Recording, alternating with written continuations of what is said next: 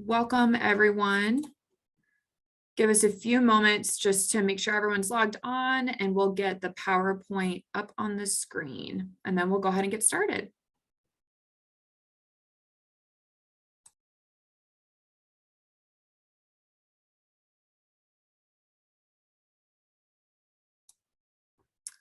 Okay.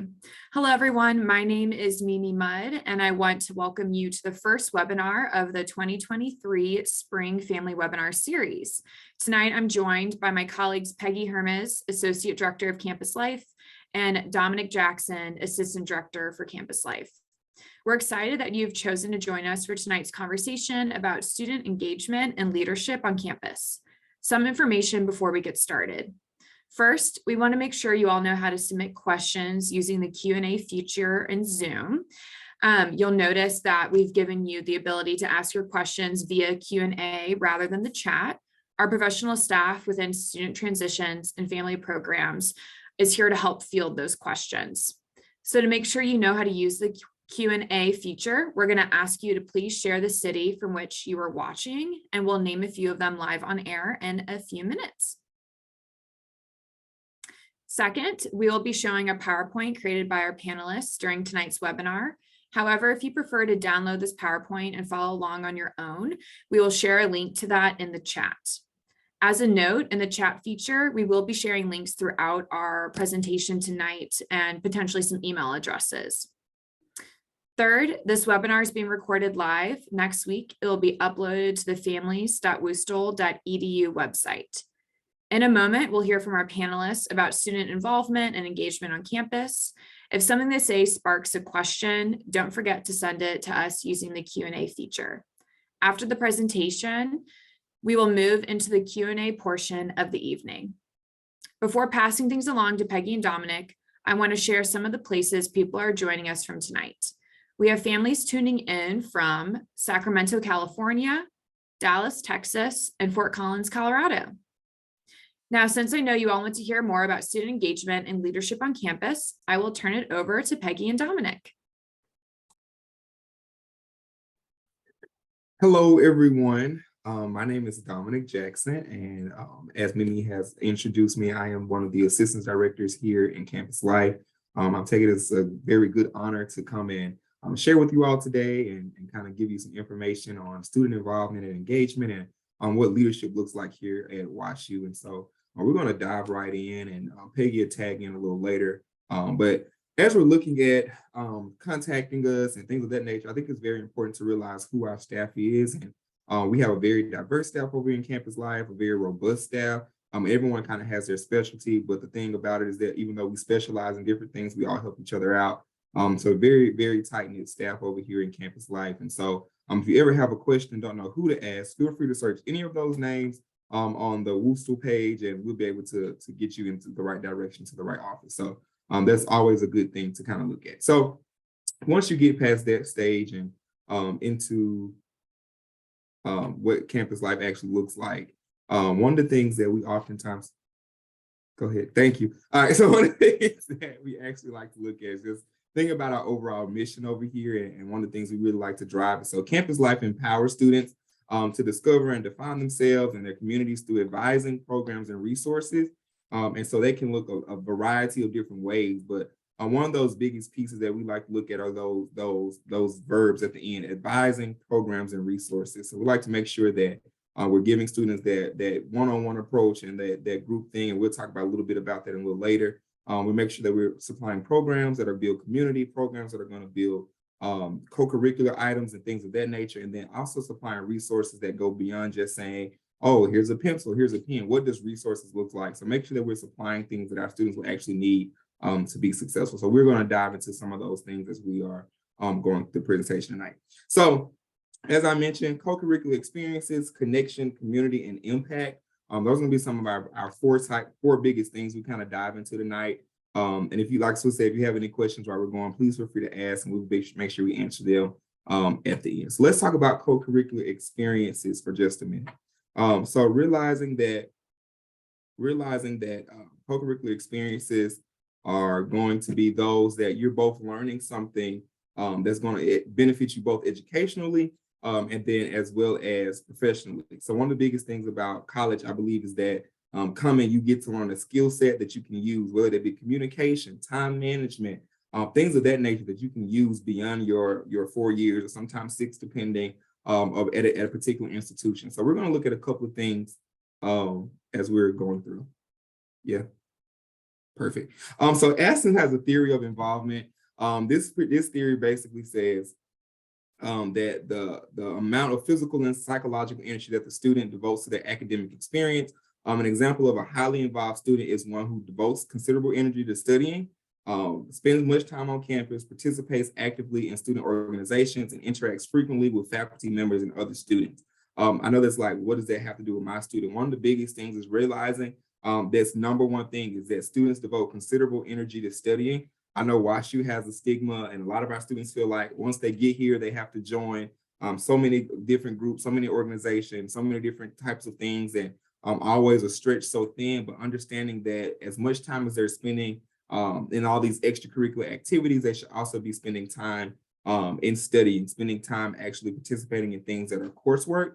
We're going to look at a chart here that is like a reference as to what they say an average student life will look like. Of course, I'm sure none of your students look like this. This is just what will be suggested would be the accurate time or way that they should spend their time and way that they should spend their hours as a college student.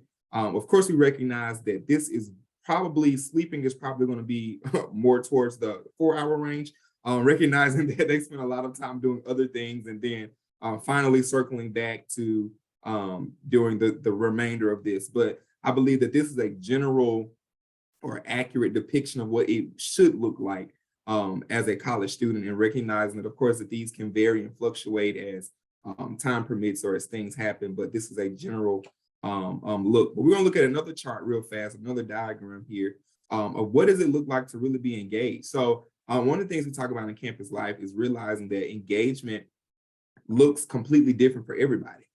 So my engagement may not look like yours, and that's perfectly okay. That doesn't mean that I was an unengaged student, or that you were an unengaged student, or that your student is unengaged. It just simply means that their engagement looks different.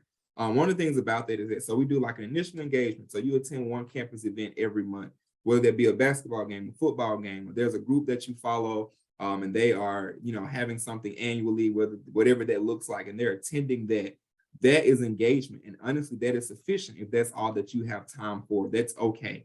So then we move a little further and we attend multiple campus events per month. So we'll talk about a few of the features a little later, but we have this thing called Tuesday Tea here in the Duck, and it's the third Tuesday of every month. And so if you attend that every month, and we have Duck and Donuts on Fridays, the first Friday of every month, if you attend those two, and that's what makes you happy, that supplies your need, that's perfectly okay as well. And then as we, transpire a little further, we get to our more engaged students. So these are going to be students that not only want to join a group, but they're going to join several groups, and they find themselves in several teams and things of that nature. And then they find, like I said, as we continue to go, you'll find those that even find themselves in leadership positions. So they're committee chairs, or they're starting and leading group projects. We actually just yesterday closed our new group registration. And so I've had actually 2 students that have started 2 groups this semester. So they're starting 2 brand new groups. They're, of course, what we found on our most engaged scale of this, and realizing and recognizing that's not everyone's journey. And the reality is that's okay. So we have this thing in campus life called This Is Your Campus Life. And we use This Is Your to everything, but that also gives you an opportunity to realize that it doesn't have to look like anybody else's. It simply has to look like what makes you fulfilled and what makes you happy. So This Is Your Involvement Journey pretty much talks about how you don't have to be as involved to simply say that you were involved here at WashU. So we're going to keep looking through a couple of these things, several ways that you can get involved. So we have student groups, fraternity and sorority life, community service, or service opportunities, student employment. We have leadership positions. So you have RA, you have WUSA, we have DUXA, all of these different opportunities. Of course, research, attending events, participation in athletics and sports clubs and study groups, tutoring sessions, residential college activities. So there are several ways, several opportunities, several different things of what involvement can look like. As I mentioned, we host 2 annual things per month in our particular division, in our particular office, and there are several other places that are doing things all the time as well. So there are several ways that your student can figure out, how can I get involved and what can I do? What does that look like for me? So after you figure out kind of what that looks like, we can always move on and figure out what ways to get involved. So there's a thing we like to call WooGo. Go ahead. Okay, perfect. So WooGo is basically where everything is going to be found for campus life, right? So WooGo is where you'll be able to figure out what it is that you want to do. This particular screenshot is what WooGo looks like currently. It's our most updated resource. So we have over 450 student groups. And so let's say you know what group you're looking for, you know a particular category, a particular type of group you're looking for. You can literally go into WooGo, search those groups by name, search those groups by different categories, search them by different variances, and you'll be able to start kind of finding what it is that you find comfortable, what makes you happy. I think one of the best things about college is that you get an opportunity to grow. You get an opportunity to explore new realms, explore new different opportunities, and meet people that you never would have met before. And so this gives you an opportunity to make those connections here.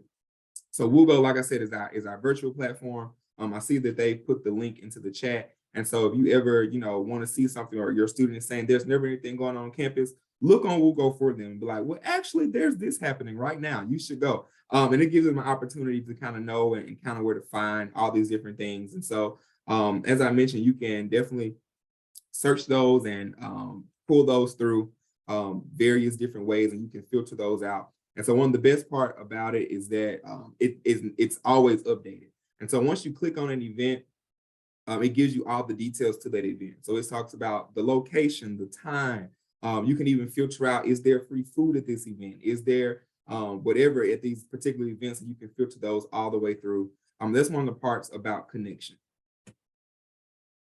This is just like one of those examples that I was mentioning about that. So I mentioned earlier about how we try to give those one-on-one opportunities with our students. And so one of the ways that we do that is through our GPS advisors, so Group Pathways to Success.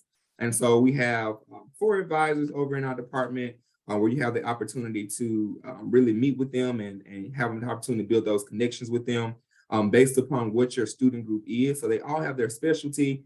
We'll talk about some of those a little bit later about the different types of groups. But in that concept, they all have a specialty that they advise. And so during those moments, they're able to kind of go have conversation, be able to ask them what's happening in this group, what's happening in this type of group. And so our GPS advisors do an excellent job and also doing some training facilitations, making sure that all of our students are informed, making sure that they're all getting their needs met. I think that's one of the things I love about campus life is that we make sure that our student needs are met. We hear what they have to say, listen to their feedback, and then we make the proper adjustments to getting them to where they need to be.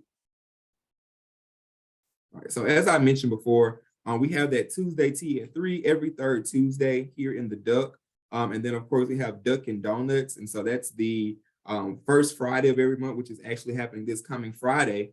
And so in those moments, you have the opportunity to come and get literally a little rubber ducky and a free donut. And it varies depending on what the month is. And so the ducks are oftentimes themed. The building that we're in is called Danforth University Center, and so we call it the Duck for short. And so one of those staple pieces that students have an opportunity to come and meet people that they probably never met before, or if they want to just use it as an annual thing to come and hang out with their friends, they can simply come and do that. We love making sure that those connections are always in place, and they'll also see friendly faces from our campus life staff at those events as well.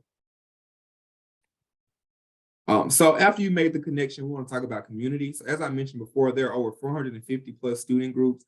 There's literally a group for everything. There's a butter churning group. There's a beekeeping group, hockey, tennis, even as far as dance, no matter your cultural dance, they have lion dance, which is dedicated to a specific type of cultural dance. And we can go on and on.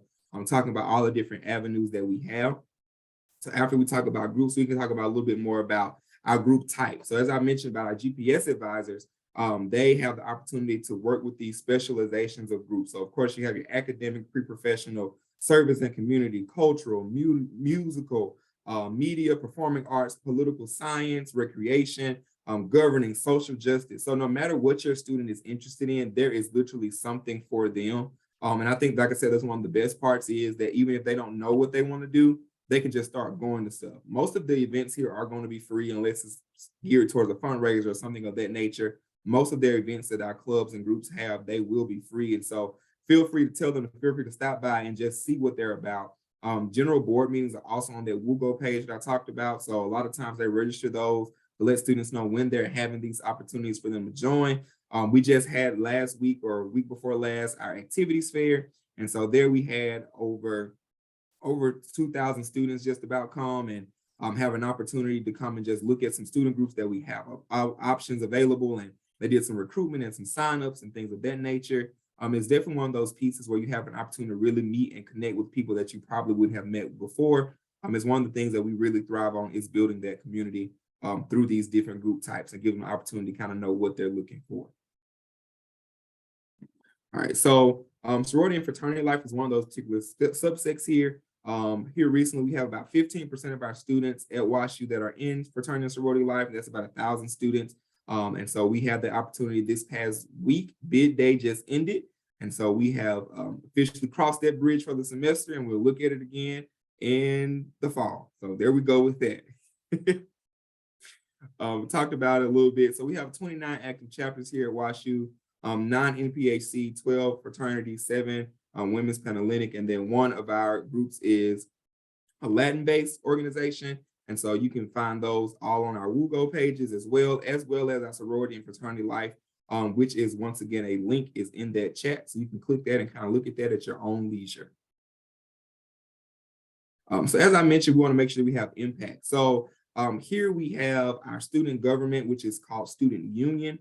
And so Student Union has the opportunity to really make a very big impact here with our students. They have the opportunity to make some of those decisions. So I talked a little bit about the different groups, but even in those different groupings, we have categories or tiers. So they have Cat 1, Cat 2, Cat 3. And so that basically depends about funding. But Student Union helps make those decisions about how that funding is allocated.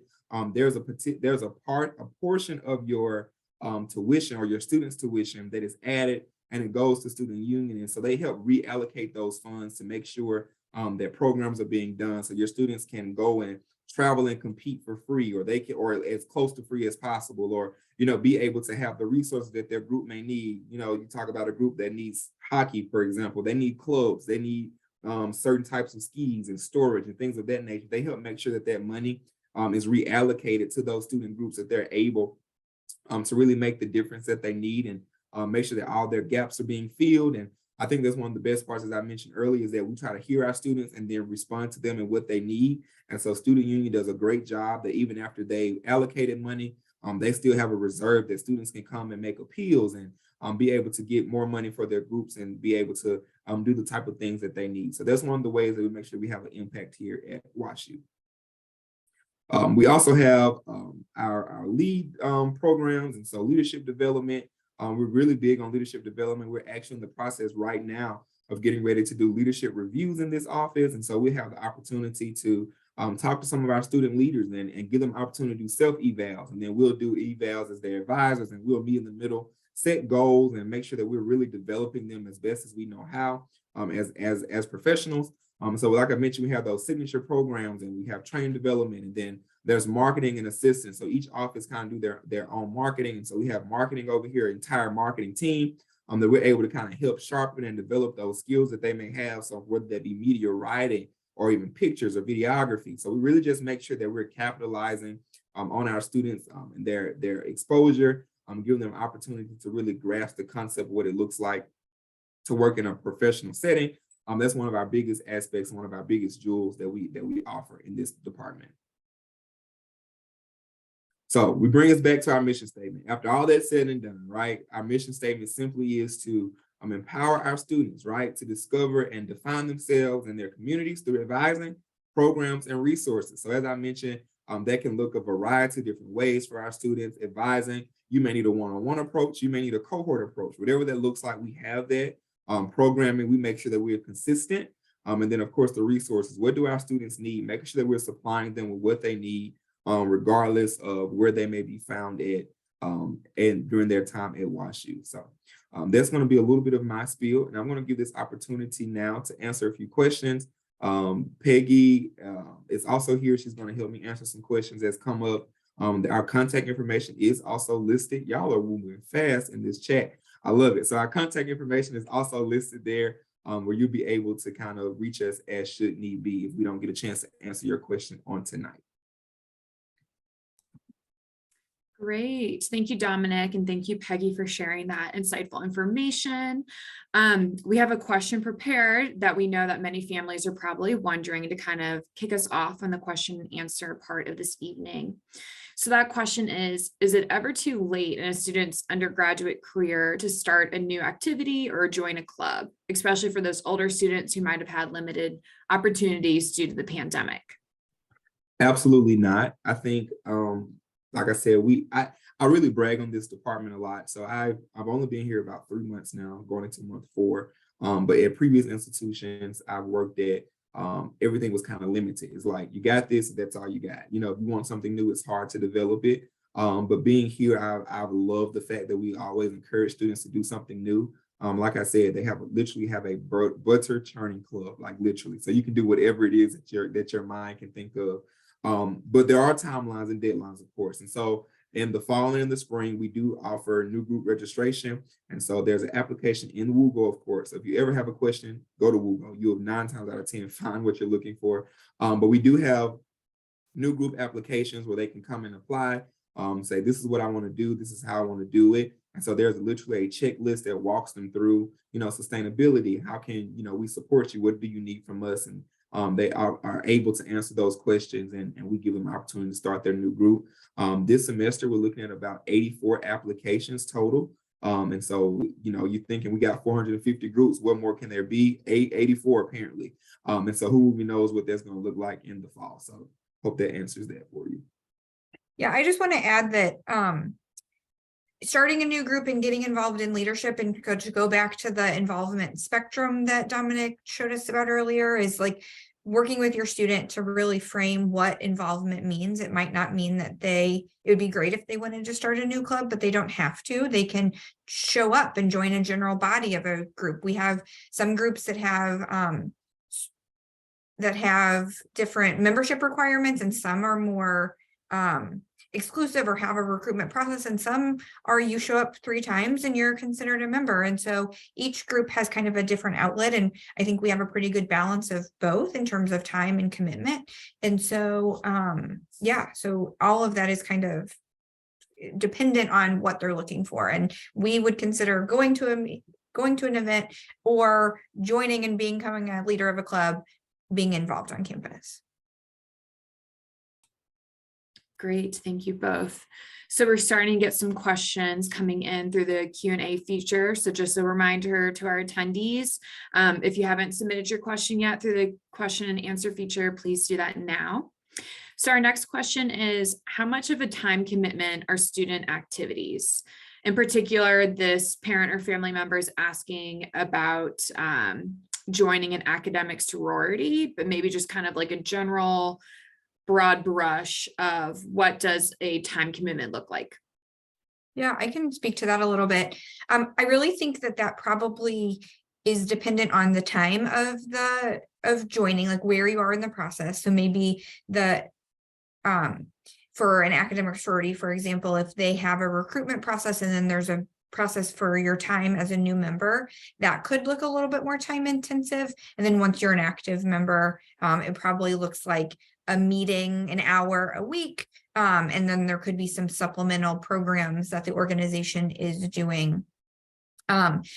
If you are the leader of the group, you might also have an exec team meeting, and then you might have a one-on-one with your advisor. And so that could look like 3 to 4 hours a week for a really involved member for a group, and then maybe an hour a week to 2 hours a week for somebody who's a member versus a leader. And so I think, once again, it depends on that involvement level, but I think we have a good selection of groups that require different levels of engagement and different intensities of commitment. And then a follow-up question, are there deadlines to join clubs, or can students join a club at any point throughout the year? So that'll go back to that particular group. So there are some groups that only do recruitment during their activities fair, which is held in January and then in September. Like that's the only time they're doing recruitment. Then there are some groups that you can, like Peggy kind of mentioned earlier, you can kind of join and hop in whenever. They say we have a general board meeting, feel free to come by. You stop by one and you're automatically a member. So it just kind of depends on what that looks like, per group. So for some, yes, there are some deadlines, and for others, no. You can hop in and hop out as you see fit. So what type of exciting activities does Campus Life have planned for the spring semester? Yeah, so on top of our kind of what we would consider more traditional events with Tuesday Tea and Dunkin' Donuts, like Dominic has talked about, we have a couple new programs that we're doing this spring. And so one of those is an arcade night in the deck, a late night where we're going to turn the deck in the Danforth University Center into a arcade with different games. We're also going to do a program in the deck to really get students onto all 3 floors. We have a media center on the 3rd floor that has our student newspaper and our student radio station and podcast recording studios and all kinds of fun things, as well as a pool table and a what we call the fun room on the 2nd floor. And so we're going to host an event in March where you're going to get to explore all 3 levels of the deck. And so we're excited about that. And then the other one is a spring fest. And so different competitions and different ways to get involved, maybe with like a group of friends or your student group. And we're going to have some different events throughout the week. And we will make sure that those get published on WooGo. Great, thank you. This all sound really, really cool and exciting. And we just had a question submitted asking about those specific events that you all are hosting as Campus Life. How do you all advertise those to students? Where should they look for more information about those events? Yeah. Our Instagram, the Campus Life Instagram, would be a great place to check, as well as our WooGo calendar and our WooGo page. And then we have different like physical marketing around campus and around the building. We have bulletin boards in the university center where kind of the dining hall is. We put table tents in the building. But I'd say the Campus Life Instagram and WooGo calendar would be really good places to start. Great. And then I know you all have talked about this earlier in your presentation, but can you remind us where students can go in general to find student groups, especially if they're looking for a group that has a particular like type of interest or category? So that's going to be WooGo as well. As I mentioned, WooGo is like literally the one-stop shop for everything. And depending on how deep you get into it, like, so once you become a student leader, you have an opportunity to get admin access and, work on like I said, group registration, re-registration, things of that nature. But even just a general body can go to WooGo and be able to look for and search and filter those out. So WooGo is 9 times out of 10 going to be the answer. Always WooGo. Great. Then we have a parent or family member question specific to an underclassman who's a pre-med student. They're curious if there's certain activities that you all recommend for that student to be involved in or to look into. I'm sorry, say that one more time. I apologize. If there's a student who's on the pre-med track, do you all know of any student groups that they might want to be interested in? Or maybe they just go to WooGo and there's a category for health or academics or something like that? Absolutely. So I listed those 17 different categories. One of those is academic / pre-professional. And so over there, you literally will have those. And so typically, even students that are on the med center or med campus, there are a couple of groups that are kind of housed over there. So you have the opportunity to do that as well. So yes, so when you go to WooGo, like I mentioned, you can filter out through to that and click academic / pre-professional. You'll be able to find some groups that are based around that cohort.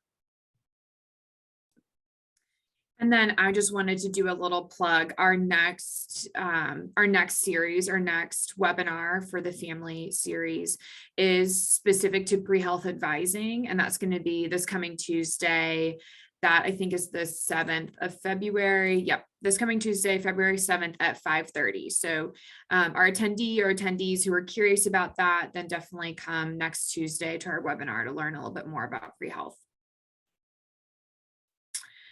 Okay, next question. Do all student groups have advisors? And if so, how are advisors selected? So there are some yes and no's to that. So I'll just kind of go through a little explanation. So as I mentioned, we talk about categories through funding. There's also tiers through advising. And so like your groups that want to go camping, swimming, hiking, or do a lot of travel, or even international travel, or they have an extensive budget that we talked about. Those groups are advisor required. And so you have, that's really more so on the student to find an advisor that wants to sit with them in those processes. But then we also will help you find one as well. So let's say you say, I've asked everybody, well, we have some individuals that are on campus that are interested in advising student groups and don't really know how to get into that system. And so we offer those outlets as well. And of course, as you're filling out your applications, that does come through my desk. And so I'm the one that kind of reviews it and let you know, yeah, you will need an advisor, or no, you will not need one, and kind of give you those resources. Even outside of that, so let's say a student group is not advisor required. I did mention those GPS advisors, and so they will be assigned that GPS advisor. But even before that, their first semester, as a new group, they'll be cohort advised by myself. And so like I have the opportunity to kind of meet with them and greet with them and give them all the policies, processes, and procedures, and answer any questions that they may have, or if they have events they need contracts signed, I help sign those contracts. And so I'll kind of be their go-to advisor for their moment. And then after their first semester, I kind of kick them out the nest and give them to their GPS advisor. And so their GPS advisor has the opportunity to really kind of, give them more direct answers and things of that nature as they are going through from there. So not all of them are required. And so no, not all of them have one. But for those groups that are required, they do have an advisor. So yeah. Great, thank you. Then we have a question that was specific to time commitments for AWUSA, which I will answer because that's through the Student Transitions and Family Programs Office. So when you're AWUSA, the time commitment is generally going to look like a team meeting once a week, which lasts about an hour. There's WUSA hours that each WUSA will host, and they hold that on the floor that they're responsible for, and that's for about an hour.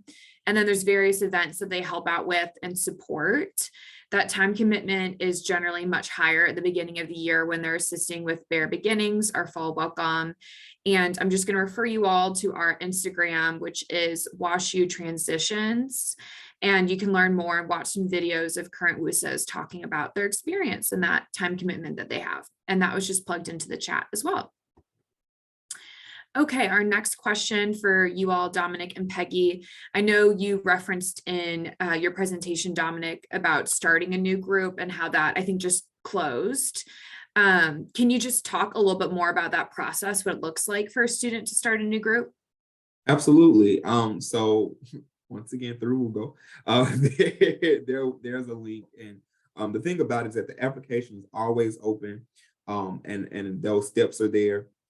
And so on our campus life page, you have the opportunity. It's like literally list the steps out, step by step, what you need to do. And part of those steps is having a meeting with me. And so in that initial meeting, I kind of go over, expectations of groups, and I kind of ask, what are you interested in? And so with us having 450 groups, the suggestion may be, well, we have a group that's very similar. And what you're trying to do may be a program, so that group can do. So I would reference them to that particular group, and they kind of let them have their conversations about, is this really a different group, or, what that kind of looks like with them. And so that's one of the pieces that we kind of do from there. So let's say that they're a brand new group, brand new idea after 450. We just kind of have a conversation, and I kind of give them next steps and help them walk through the application process. They have to have 10 members. So that's something that's required. They have to have 10 members, and 90% of those 10 members must be undergraduate students. And then outside of that, they also must be able to show sustainability of their group, to make sure that we're not just saying, oh, this is just something me and my friends want to do, and then once you and your friends graduate, the group just kind of disappears. So talk about sustainability and what that looks like. And then one of the third things that is required is they have a group constitution.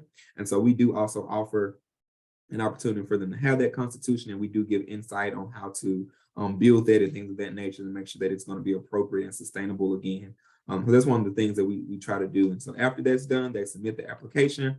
As I mentioned, it's closed for this semester, but then we'll revisit. So they have from literally today all the way through, I want to say about September. We'll have their next deadline, and then we'll review all the applications that have been submitted since then, from now until then. And then we'll, come back through and do orientation with those students and give them a good old welcome and things of that nature as well. Great, thank you. Our next question is specific to WILD, and they're wondering if Campus Life will be hosting a WILD this spring semester. Yeah, so that is our goal. So WILD is held by our social programming board, which is a student-run branch of our undergraduate student government, student union, and they sponsor that program and coordinate that event closely with campus partners. And so we have been working closely with them. We work closely with them year-round on their programming, and so that is the plan, and that's our goal, is that we have WILD this spring. Thank you. The next question is about supporting students who are experiencing a lack of connection on campus. Do you all have recommendations for who they can reach out to or steps that they can take? Yeah, anyone in our office can meet with them. You can start with myself or Dominic, and we will meet with that student and help them kind of develop a plan that works best for them. Especially at kind of around now, a couple weeks into each semester, we do typically see students who will go through one of our student group processes, maybe one of the more exclusive ones, right? And so that looks like in this fall, that might be the a cappella audition process, or for some of our honorary organization, maybe that's the new member process. And not everybody gets involved in those organizations, and not everybody that expresses interest actually, gets a spot in that group. But that doesn't mean that there's nothing for them to get involved in. But we definitely can work with students to identify what they're interested in. If there's a gap in what they're interested in, that's that process that Dominic just talked about, and we can help them get on track to start a new group. And really talking through their goals, where they are, and what level of involvement we can plug them into, what they can handle with their academic course load, or just where they're at. But definitely we can help them get involved. And I think also, like, normalizing that we have that conversation with students all the time. And so I think sometimes students are hesitant to reach out because they think, oh my gosh, what are they going to think? Or nobody else is going to them, asking for help. But that's absolutely why we're here. And we are having those conversations with students on a really regular basis. And then a follow-up to the first part of that answer, if we're talking about those more competitive student groups that have tryouts, auditions, applications, some type of member selection process, do you all have something that you recommend to students in order to prepare for that process? I think the important part of that is really familiarizing yourself with that organization. And so looking at whether it's comparing, understanding the values, if they're an honorary or an academic organization, what is that organization looking for, or what are the requirements, and really familiarizing yourself with that. And also figuring out, is that something you want to join as a first year student, or is that something you can wait till your sophomore year until maybe you have more time to devote to a process like that?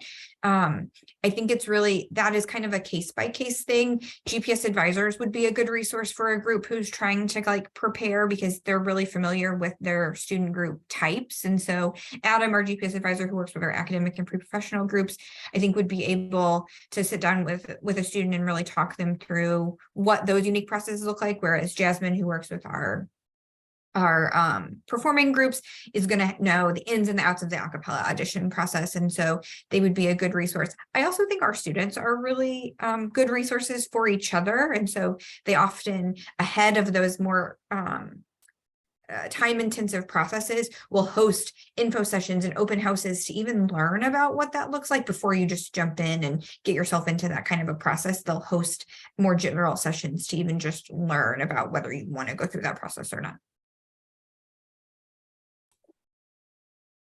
Okay, switching gears, does Campus Life offer any support to students who are looking to grow their leadership skills? We do. So one of those things really, I think for us is being involved in a student group, maybe in a more in-depth level. And so being a student group leader is one of those avenues for Campus Life. We provide through the GPS advising program, but then through just our team support of student groups, a high level of training and support for those student leaders. And so we would consider that an ability to grow your leadership skills. And then kind of getting out of COVID, we are redeveloping some more individual leadership-based programming. And most of that is kind of still being planned and still being rolled out, but through individual leadership-based programming, we have some resources for that too. The other thing I think is our student employment opportunities. Campus Life, we employ a lot of students, and there are different levels of that. We have manager positions, we have student assistant positions, and through that, we also provide a lot of training and a lot of development of transferable skills and resources for students to then take that on, put it in your resume, and apply that to internships and jobs that they're applying for later. Great, thank you. We have a few more questions, and I know we have about 10 minutes left in our allotted time. So I just wanted to give our attendees a kind of last call notice if you have any more questions to plug them in. So our next question for you all is, can you share a little bit about academic clubs specifically? How can that involvement help support students with their learning inside the classroom?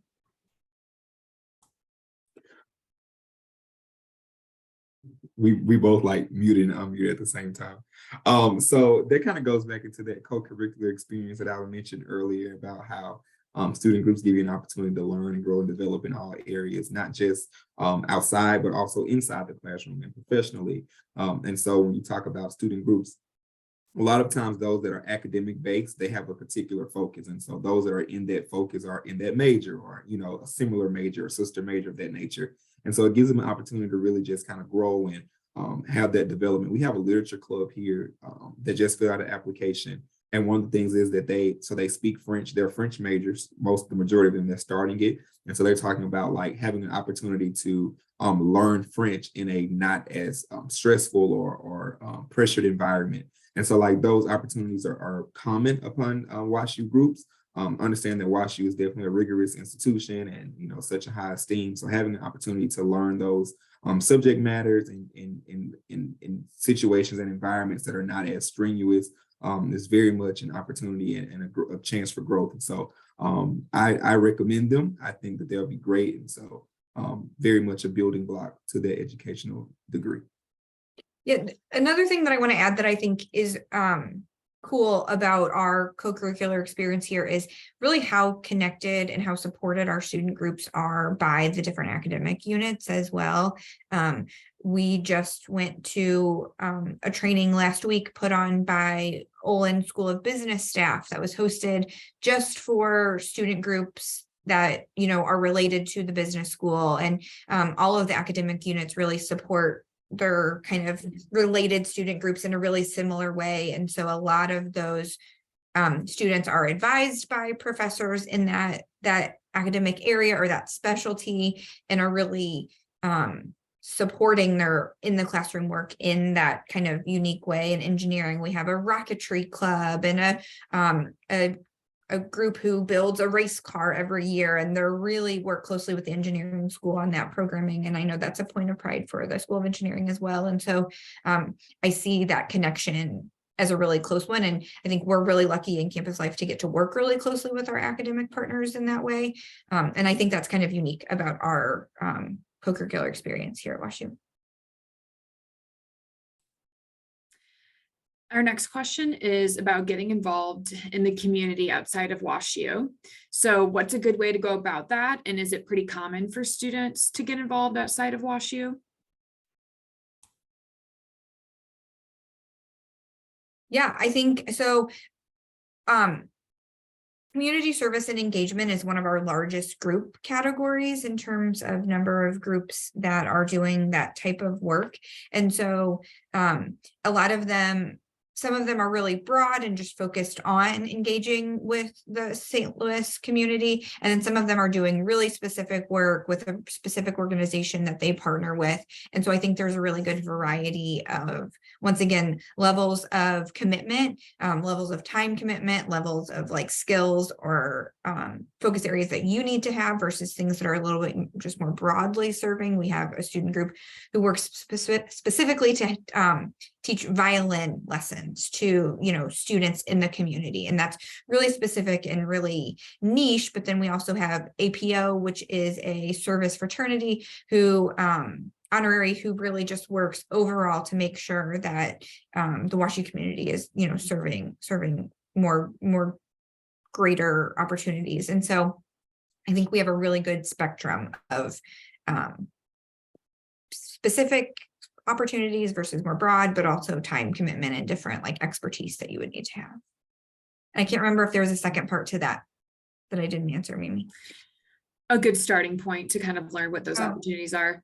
Yeah, I think WUGO is a good one to search by that.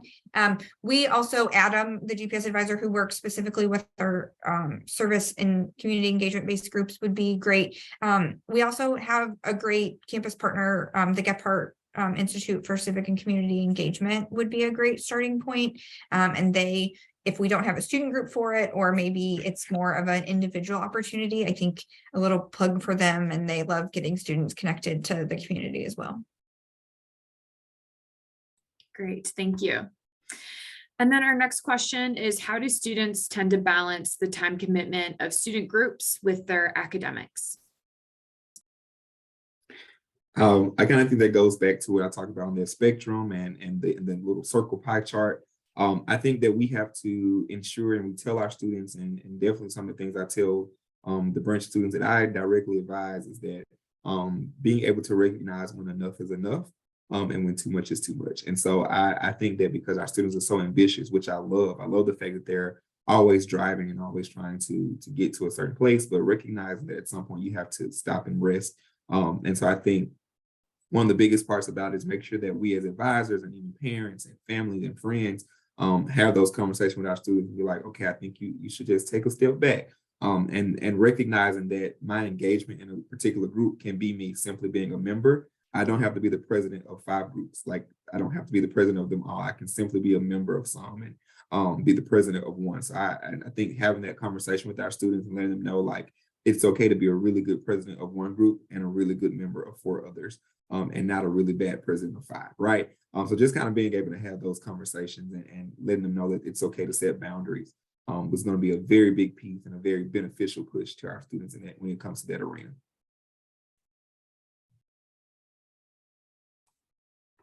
Great. We're going to ask one last question for the evening. So Peggy and Dominic, thank you for the information you've shared tonight, the questions you've answered. Our last question is, how can parents and families encourage their students to get involved on campus? I think just encouraging them to show up to something. That's that first step. And that is the first thing that really kind of breaks that ice and gets them involved or gets them in the door somewhere. And so whether that is a basketball game or whether that is a student group event for a community that they hold a similar identity to, showing up to that first thing that's you show up for an hour and you're done. That's all the time commitment. You're not committing to be the president. You're not committing to anything beyond that, but showing up, seeing what that's like, sometimes takes some courage and some bravery to get out the door or go somewhere that your roommates aren't going to and kind of break out. But that is a really important first step to kind of build those connections and start to build that community. But also is just, it's one small piece of that they can continue to grow. They don't have to start with everything all at once. And so just that showing up, to something is a really good starting point. And I'll add on here and say, simply supporting them in their new adventures. So you may get a call from your child and they may be saying, Mom, Dad, I'm going kayaking. And you're like, you don't even know how to swim. It's okay, right? So being able to be supportive to them and letting them know that this is an opportunity for them to spread their wings and literally fly. And just being there to let them know that it's okay to explore. It's okay to try something new, and just really being a great support for them in that nature. So after they show up and they decide to get involved, they decide to get invested, simply supporting them through their investment, I think will mean more to them than you know. And it'd be a great opportunity for you to learn more even about your child because they're learning about themselves in a new sense. So that would be my piece. Peggy, Dominic, thank you both so much. Families, we hope you've learned valuable information this evening. As a reminder, this webinar recording will be shared at families.woostel.edu next week. Our next webinar, again, is a conversation about pre-health advising. It's this coming Tuesday, February 7th at 5:30 p.m. Central Time, just like this one was. You can register for all of our upcoming webinars at that same link, families.woostel.edu. I hope you all have a good night. Thank you.